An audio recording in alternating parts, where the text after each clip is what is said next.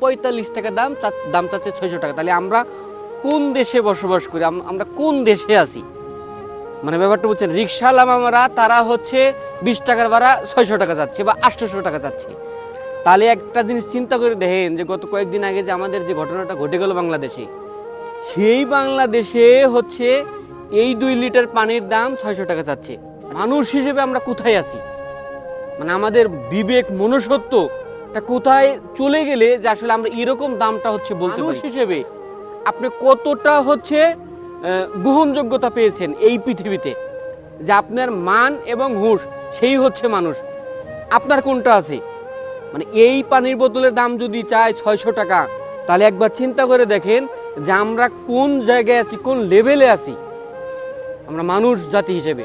আপনি অন্য ১৮,০০০ মাকলুকাত, শ্রেষ্ঠ মাকলুকাত হচ্ছে মানুষ, আর সবচেয়ে মানুষই হচ্ছে এই ধরনের আচার আচরণ বা এই ধরনের বিহেভিয়ার আমরা দেখতে পারি।